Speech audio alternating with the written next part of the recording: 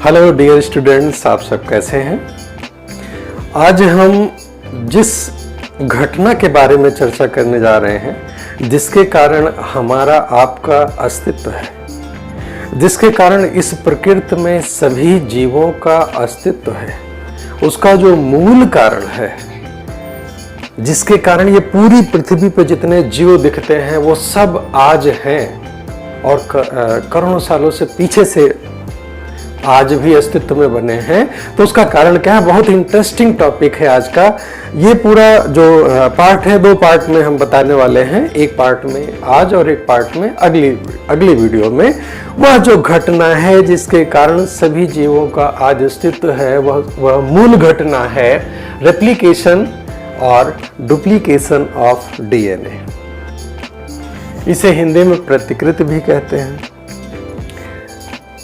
ये एक ऐसी चीज है जिसके बारे में जानना न केवल बायोलॉजी के स्टूडेंट्स के लिए बल्कि एक सामान्य आदमी के लिए भी जरूरी होता है कि हमारे अस्तित्व का जो कारण है वो असली कारण क्या है। तो वो है डीएनए से डीएनए का बनना। इस पृथ्वी पर कोई और दूसरा पदार्थ ऐसा नहीं है न्यूक्लिक एसिड के अलावा जो अपनी 2 कॉपी बना सके। किसी प्रोटीन में नहीं है, किसी कार्बोहाइड्रेट में नहीं है, किसी दूसरे ऐसे केमिकल में नहीं है, पदार्थ में नहीं है जो अपनी कॉपी बनाने की क्षमता रखता हो। यह केवल न्यूक्लिक एसिड में है। क्योंकि हम लोग का आनुवंशिक पदार्थ डीएनए है तो हम डीएनए पर ही फोकस करेंगे। आरएनए में भी यह क्षमता होती है, लेकिन हम सबका आनुवंशिक पदार्थ आरएनए नहीं है। तो डीएनए पर हम आज खास फोकस करते हैं कि डीएनए में डुप्लीकेशन या रेप्लिकेशन होता कैसे है।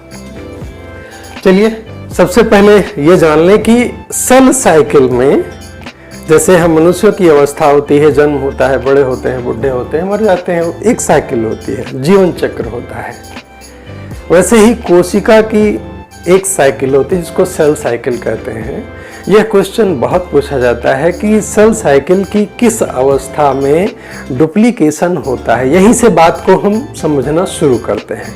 तो देखिए, सेल साइकिल की जो अवस्थाएं होती हैं वो होता है G1, इसके बाद S, इसके बाद G2, इसके बाद M। इस तरह से ये अवस्थाएं होती हैं। माइटोसिस अवस्था में कोशिकाएं विभाजित होती हैं। विभाजन के बाद वो G1 फेस में जाती हैं। G1 फेस के बाद S फेस होता है, S फॉर सिंथेसिस। किसका?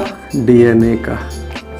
यहीं पे आपको जवाब मिल गया कि डीएनए का निर्माण सेल साइकिल की किस अवस्था में होता है। तो आप यहां पे ध्यान रखिएगा कि S अवस्था में होता है। S फॉर सिंथेसिस, किसका? डीएनए का। और डीएनए की उस सिंथेसिस को क्या बोलते हैं? रेप्लिकेशन, मतलब RS। ऐसे आप याद कर सकते हैं। हमारे नाम से भी आप इसको याद कर सकते हैं। जैसे मेरा नाम आपको याद है ना, रमा शंकर। रमा मतलब रेप्लिकेशन। किस अवस्था में? सिंथेसिस अवस्था में। किसके?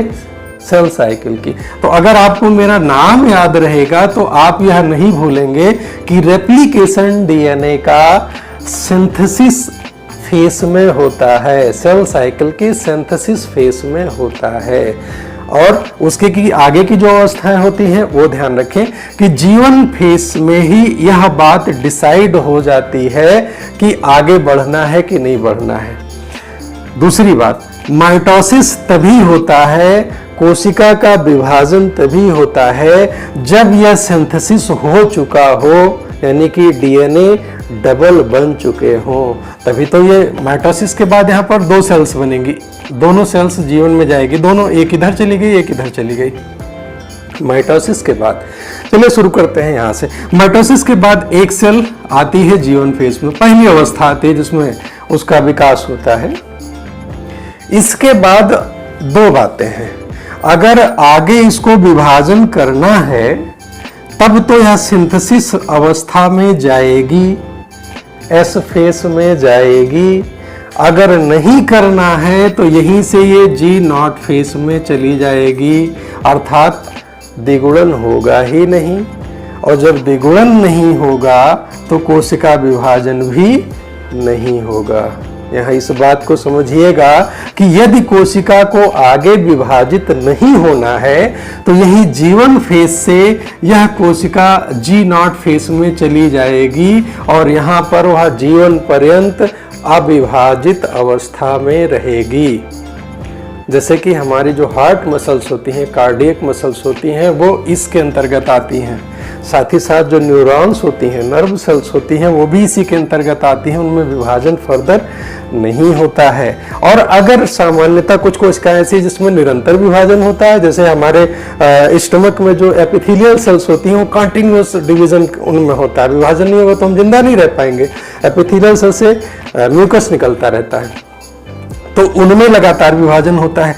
और यहीं पे अगर विभाजन गड़बड़ हो गया, एबनॉर्मल हो गया, बिना सिंथेसिस के अगर आगे बढ़ गया तो कैंसर का कारण बनता है। लगातार अनियंत्रित विभाजन को ही कैंसर कहते हैं। और यहाँ हर स्टेप पे चेकर बोर्ड्स होते हैं, यहाँ भी, यहाँ भी, यहाँ भी, हर जगह पे। ये तभी आगे बढ़ेंगे, ये बैरियर्स होते हैं, चेकर बोर्ड्स होते हैं। जब पीछे की सारी घटनाएं सब कुछ ठीक ठाक हो तभी ये घटना आगे बढ़ती है, तभी ये चक्र पूरा होता है। तो यहाँ जो सबसे मूल बात आपको याद रखनी है यहाँ पर वो ये कि आप ये जाने कि रेप्लिकेशन या डुप्लीकेशन सेल साइकिल के एस फेज में होता है। रेप्लिकेशन सेल साइकिल के एस फेज में होता है। आरएस मतलब रमाशंकर, मेरा नाम याद रखिएगा। चलिए ये कंफर्म हो गया। आगे मैं बताता हूं कि इस बारे में कॉन्सेप्ट कैसे डेवलप हुआ, कैसे लोगों ने सोचा या जाना या जानने का प्रयास किया कि ये होता कैसे है। वाटसन एंड क्रिक ने जब डीएनए का डबल हेलिकल मॉडल दिया, थ्री डायमेंशनल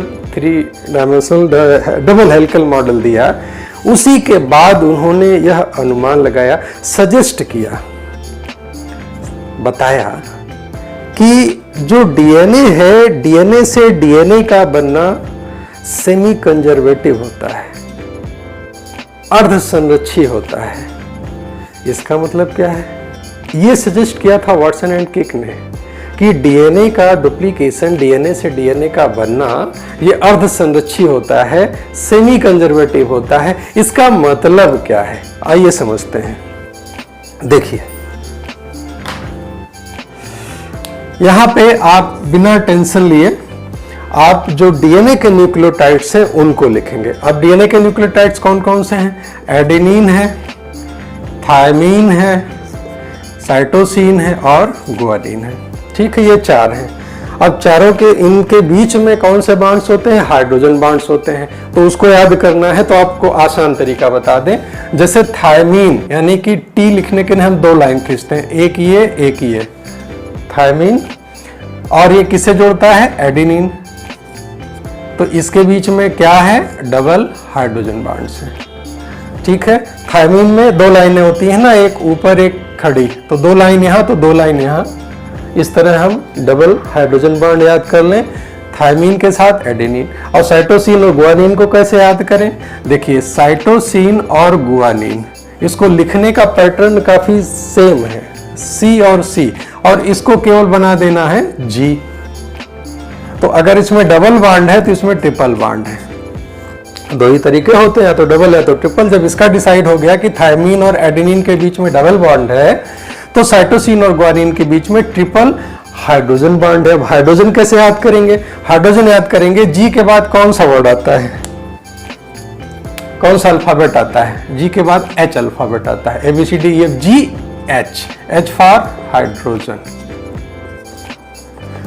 तो इन दोनों के बीच में कौन सा बॉन्ड होता है? हाइड्रोजन बॉन्ड होता है। तो ठीक है, इसी को ध्यान में रख के हम लोग क्या करते हैं, एक डीएनए बनाते हैं खुद से, कोई टेंशन नहीं। Adenine, thymine, cytosine, guanine, cytosine, cytosine, guanine, adenine, thymine, thymine, adenine, cytosine, guanine, कुछ भी ले लें, कोई टेंशन नहीं, कुछ भी आराम से, बस ये चारों होने चाहिए, बस इतना ध्यान रहे, यूरेसिल ना रहे भूल के भी, क्योंकि ये डीएनए है। थायमीन, एडेनिन, ठीक है, कर दिया। अब एक स्ट्रैंड हमारा तैयार हो गया। अब जब दूसरा स्टैंड हम तैयार करेंगे तो यहाँ हम अपने मन की नहीं कर सकते। अब तो हमारा मामला फंस गया ना। अब हम वही करेंगे जो यहाँ पर है।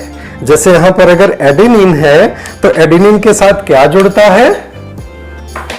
एडेनिन के साथ जुड़ता है थायमीन। यहाँ पर ध्यान दे, थायमीन, थायमीन के साथ एडेनिन, साइटोसिन के साथ गुआनिन, गुआनिन के साथ साइटोसिन, साइटोसिन के साथ गुआनिन, साइटोसिन के साथ गुआनिन, फिर गुआनिन के साथ साइटोसिन, एडेनिन के साथ थायमीन, थायमीन के साथ एडेनिन, थायमीन के साथ फिर एडेनिन, एडेनिन के साथ फिर थायमीन, साइटोसिन के साथ गुआनिन, गुआनिन के साथ साइटोसिन, साइटोसिन के साथ गुआनिन और थायमीन के साथ एडेनिन, एडेनिन के साथ थायमीन। दूसरा स्टैंड पहले वाले के अनुसार ही तैयार होगा, क्योंकि यहाँ हम बधे हैं ना कि किसके साथ क्या जुड़ सकता है। अब ये रेसिप्रोकल भी है, उल्टा भी है। थायमीन के साथ एडेनिन कहें या एडेनिन के साथ थायमीन कहें, डबल हाइड्रोजन बॉन्ड से जुड़ता है।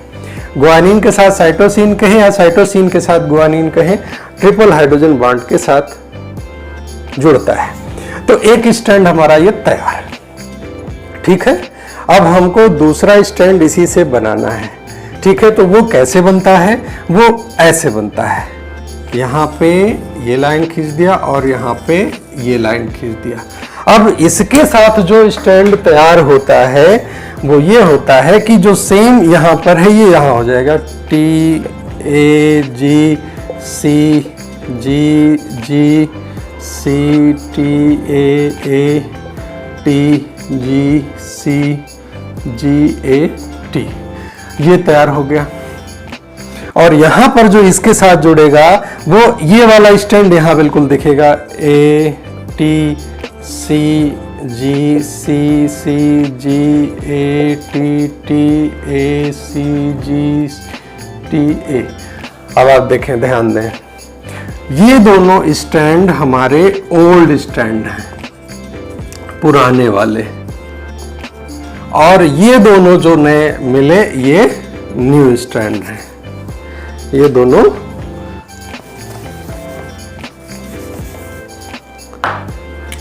दोनों मिले न्यू स्ट्रैंड। और जहां पर एक मात्र था, एक ये डीएनए था, वहां हमको कितने डीएनए मिल गए? 2 मिल गए, एक ये मिल गया और एक ये मिल गया। और इन दोनों डीएनए में एक एक स्ट्रैंड पुराना वाला है। इसी को कहा जाता है सेमी कंजर्वेटिव या अर्ध संरक्षी। कहने का मतलब प्रत्येक डीएनए के सूत्र में उसका आधा 50% डीएनए पुराना होता है। फॉर एग्जाम्पल आपके सामने लिखा हुआ है कि पहले जो बना था वो जो ब्लू कलर से लिखा है ये था, ये एक सिंगल था। इसके बाद इसी से जब दूसरा बना यानी कि 2 बने तो दोनों बिल्कुल आइडेंटिकल होते हैं, बिल्कुल समान होते हैं, 2 कॉपी फोटो कॉपी होते हैं। तो आप देख सकते हैं कि उस एक से अब ये 2 बन गए और दोनों बिल्कुल समान हैं। तभी तो ये सारे गुण एक पीढ़ी से दूसरी पीढ़ी में जाएंगे, वो समानता अगले पीढ़ी में ट्रांसफर होगी। और यही वो घटना है जो पीढ़ी दर पीढ़ी उन गुणों को लेके आगे जा रही है। और यह गुण केवल किस में पाया जाता है? डीएनए में पाया जाता है। अपनी कॉपी को बनाने की क्षमता डीएनए में होती है। तो ये सिद्धांत दिया था वाटसन और क्रिक ने, लेकिन इसका जो एक्सपेरिमेंटल वेरिफिकेशन होता है, क्योंकि ये तो साइंस है भाई, उन्होंने सजेशन तो दिया था लेकिन अब वेरिफिकेशन नहीं कर पाए इसका कि हाँ बिल्कुल ऐसा ही होता है, इस बात को वह नहीं बता पाए। इस बात को बताया इन दोनों वैज्ञानिकों ने, जो आपके सामने लिखा हुआ है। इन 1958 में मैथ्यू मैसेल्सन एंड फ्रैंकलिन स्टॉल ने एस्चेरेसिया कोलाई, जो कि एक बैक्टीरिया पर प्रयोग करके यह बताया कि यह डीएनए का डुप्लीकेशन या रेप्लिकेशन सेमी कंजर्वेटिव होता है। तो उन्होंने क्या किया, आइए देखते हैं। उन्होंने प्रयोग किया, ई कोलाई को उन्होंने NH4Cl में रखा। यह है NH4Cl। ध्यान रहे कि यहाँ पर उन्होंने नाइट्रोजन के 2 आइसोटोप्स लिए थे। एक लिया था उन्होंने N15 और दूसरा लिया था N14। ये दोनों ध्यान रहे आइसोटोप्स हैं। किसके? नाइट्रोजन के। आइसोटोप्स वे होते हैं जिनका परमाणु क्रमांक तो बराबर होता है N7 N7, लेकिन परमाणु भार भिन्न होता है। इन्हें समस्थानिक कहा जाता है। समस्थानिक यानी कि आइसोटोप्स कहा जाता है। ध्यान रहे कि यहाँ पर नाइट्रोजन, रेडियो एक्टिव नाइट्रोजन नहीं लिया गया। ये ध्यान में रखिए, आपको क्वेश्चन में ये बात फंसाई जा सकती है। क्वेश्चन ऐसा घुमा के पूछेंगे, आप यहाँ पे सावधान रहिएगा कि मेसेल्सन एंड स्टॉल ने अपने प्रयोग के लिए जिन नाइट्रोजन को चुना वे दोनों समस्थानिक थे, आइसोटोप्स थे, रेडियो एक्टिव नहीं थे। तो कौन कौन से थे? N15 था और N14 था। तो एक में उन्होंने क्या किया कि एक में इन्होंने फॉर एग्जाम्पल यहां पे N15 टाइप का लिया इसमें,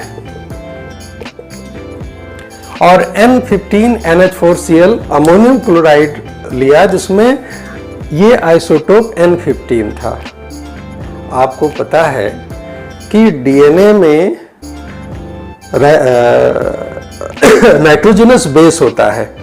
नाइट्रोजनस बेस में नाइट्रोजन होता है और उस नाइट्रोजन में ये N15 जुड़ जाएगा। कई पीढ़ियों तक ई कोलाई को इस NH4Cl में रखा। किसको रखा? E coli. ये बैक्टीरिया है, इसको इसी में कई पीढ़ियों तक उसका संवर्धन कराया, कई पीढ़ियों तक। ऐसा कराने के बाद उन्होंने देखा और पाया कि उसका जब डीएनए निकाला, अलग किया डीएनए इसमें से, तो डीएनए उनको कुछ इस तरह मिला। ठीक, डीएनए मिला।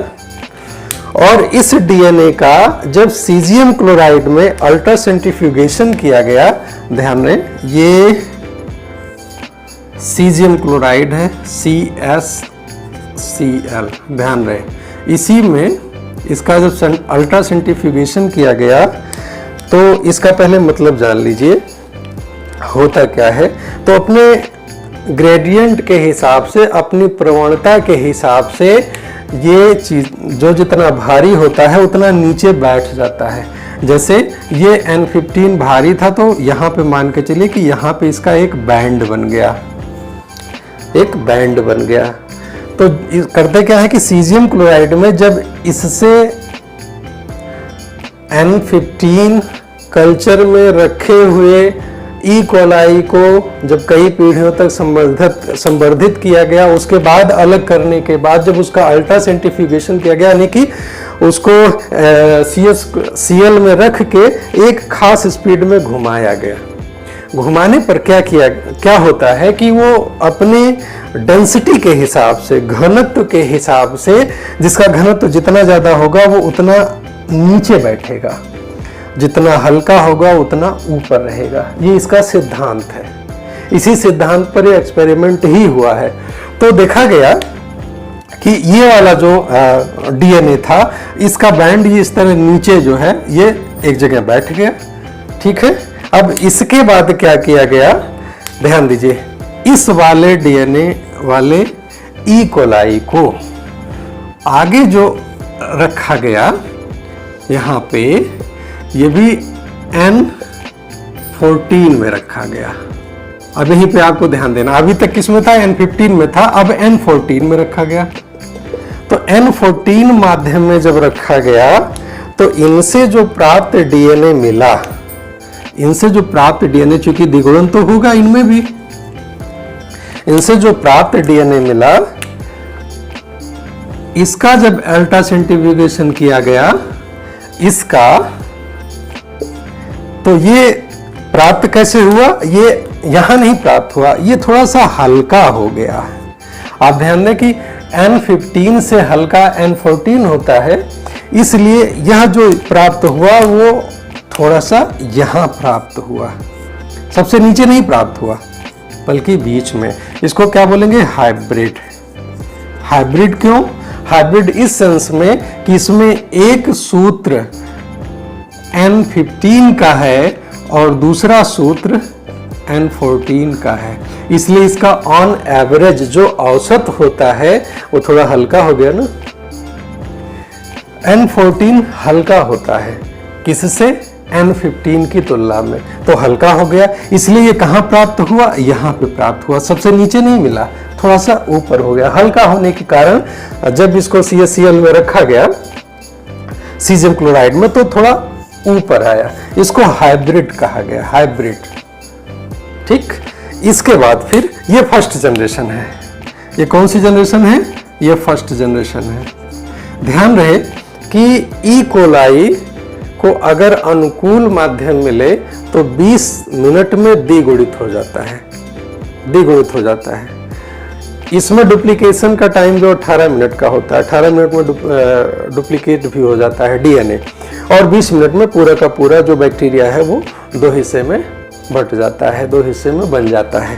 तो 20 मिनट बाद इसको जब रखा गया, यानी कि 20 मिनट्स के बाद, तो ये मिला। और इसको फिर इसी माध्यम में, आप ध्यान दें कि फिर इसको इसी माध्यम में रखा गया, यही सेम चीज, इसको फिर इसी माध्यम में रखा गया, किसमें? NH4Cl, और ये N14 है, ये भी NH4Cl ही है, आप कंफ्यूज मत होइएगा, NH4। तो इसी माध्यम में फिर इसको रखा गया, और 40 मिनट के बाद, यानी कि ये 20 मिनट ये हुआ और ये 40 मिनट के बाद फिर क्या मिला? तो फिर ये मिला। आप ध्यान दें कि ये दोनों अलग हो जाएंगे ना, ये यहाँ, ये यहाँ, ये यहाँ, ये यहाँ, और जो इस पर नए बनेंगे, जैसे ये हो गया यहाँ, ये हो गया, ये हो गया यहाँ, ये हो गया, और इस पर ये पहले चारों आएंगे ना, पहले चारों तो आएंगे, ये चारों हो गए, और इस पर फिर जो नए बने द्विगुणित होगा तो दूसरा नया तो बनेगा, नया स्ट्रैंड ये हो गया, इस पर ये हो गया, इस पर ये हो गया, इस पर ये हो गया।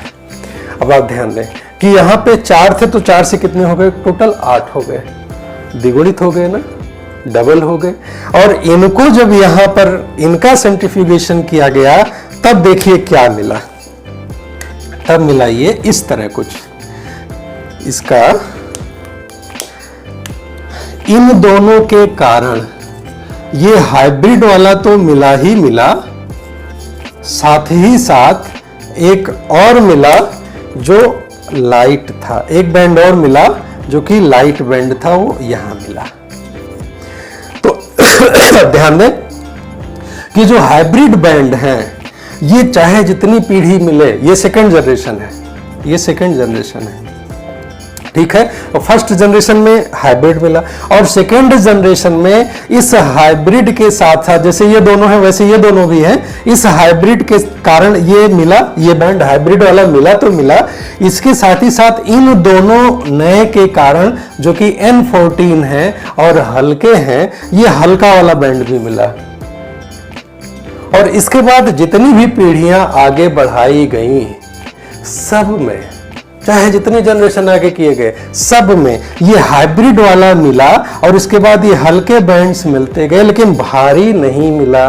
यानी कि ये जो है ये अलग नहीं हुआ, N15 वाला जो DNA है वो अलग नहीं हुआ, उसके साथ ये N14 का बैंड लगा ही रहा। और ये तभी संभव है जब सेमी कंजर्वेटिव हो, अर्थात इस पुराने बैंड के साथ, इस पुराने स्ट्रैंड के साथ जो नए स्ट्रैंड बने उन सब के सब में N14 लगा हो, तभी यह संभव है।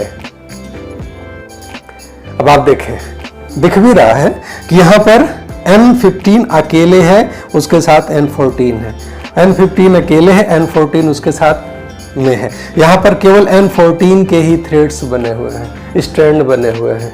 तो देखें, ध्यान दें, यहीं पर यह बात सिद्ध हो गई। इसको एक दो बार और देखेंगे, मैं कहिए फिर से रिपीट कर दूं अगर कम समझ में आया हो। कि देखिए, ई कोलाई को, जो कि एक बैक्टीरिया है, उसको माध्यम में रखा गया, किसमें? NH4Cl में। मेसेल्सन एंड स्टॉल ने इसमें 2 लिए थे, N15 और N14। ये दोनों आइसोटोप्स हैं, समस्थानिक हैं। ठीक है, यहां पर ध्यान दें कि ये N15 थोड़ा सा भारी होता है, तो कई पीढ़ियों तक जब इसका ई कोलाई का संवर्धन किया गया तो सब में N15 आ गए, नाइट्रोजनस बेस की वजह से तो यहाँ आ गए। जब इनका सेंट्रीफ्यूगेशन सीजियम क्लोराइड में किया गया तो ये भारी होने के कारण नीचे बैठ गए। फिर इनको मिलाया गया किसमें, इस वाले सॉल्यूशन में जिसमें कि N14 था। अब N15 नहीं है, N14 है, तो अब इसके साथ जो भी नए थ्रेड बनेंगे वो जाहिर है कि उनके साथ ये नाइट्रोजन 14 वाला होगा, तो ये N14 इनके साथ आ गए, नए बन गए। ठीक है, 20 मिनट के बाद जब इनका द्विगुणन हुआ तो देखा गया फर्स्ट जनरेशन में, तो जब इसका सेंट्रीफ्यूगेशन किया गया तब ग्रेडियंट के कारण, अपने घनत्व के कारण पाया गया कि ये नीचे नहीं बैठे बल्कि थोड़ा ऊपर आए, हल्के हो गए, इसलिए इनको हाइब्रिड कहा गया, ये हाइब्रिड हो गए। फिर इनको फिर N14 में ही रखा गया, इसी कल्चर में रखा गया N14 में। उसके बाद जो प्राप्त हुई सेकेंड जनरेशन 40 मिनट के बाद, फिर जब उसका सेंट्रीफ्यूगेशन हुआ तो वो हाइब्रिड वाला बैंड तो मिला ही मिला, इसके बाद हल्के बैंड मिले। क्यों? क्योंकि ये जो N14 वाला नाइट्रोजनस बेस है, इसके कारण यह डीएनए हल्का हुआ, और यह तभी हो सकता है जब इस भारी डीएनए के साथ ये हल्का डीएनए जुड़ा हुआ हो। दूसरा एक्सपेरिमेंट जो किया गया था इसी तरह का, 1958 में टेलर एंड उनके सहयोगियों ने विसिया फाबा, एक तरह की बीन होती है, उस पर उन्होंने किया था। और उन्होंने किस मेथड का इस्तेमाल किया था, रेडियो एक्टिव थायमिडीन। ये भी क्वेश्चन आता है क्योंकि एनसीईआरटी में है। अब बात एनसीईआरटी की करें तो इसमें दिया गया 1958 में यह काम हुआ था, कुछ किताबों में 1957 में दिया गया है। अभी मैंने पिछला वीडियो में बताया था, आपको याद हो कि टेमिनिज्म जो है, टेमिन एंड बाल्टीमोर ने 1974 में खोज किया था, कुछ किताबों में 1975 दिया गया है। कभी कभी बड़ा कंफ्यूजन होता है, तब हम मानक लेते हैं एनसीईआरटी का। एनसीईआरटी में भी तमाम जगह मिसप्रिंट हो सकता है, लेकिन अब भाई एनसीईआरटी को मानक मानते हैं तो मानक मानते हैं। कुछ जगह वहाँ भी मिसप्रिंट हुआ है, मैंने लिख के भी दिया है, मेल भी किया है। फिलहाल अभी तक तो कोई जवाब नहीं आया है, आगे देखते हैं। तो खैर, इसी तरह का नतीजा इनको भी मिला था, किनको, टेलर एंड कलीग्स, यानी टेलर और उनके सहयोगियों ने एक प्रयोग किया था इन 1958 में, किस पर, विसिया फाबा पर, जो कि एक तरह की बीन है, सेम की प्रजाति है। और उन्होंने जो मेथड अपनाया था वो रेडियो एक्टिव थायमिडीन का प्रयोग किया था उस अपने प्रयोग में, और निष्कर्ष यही प्राप्त हुआ था। और निष्कर्ष क्या था कि डुप्लीकेशन और replication of DNA is semi conservative. तो प्यारे बच्चों, आज के इस पहले पार्ट में हमने ये कंफर्म किया कि डीएनए का डुप्लीकेशन किस प्रकार होता है, लेकिन यह प्रक्रिया इतनी आसान नहीं है जितनी आसानी से आपने देखा। इसका जो डिटेल है अगले वीडियो में आपको मिलेगा, इंतजार करें और उसको फिर देखें। लाइक करें, सब्सक्राइब करें और कमेंट्स में जरूर लिखें। Thank you.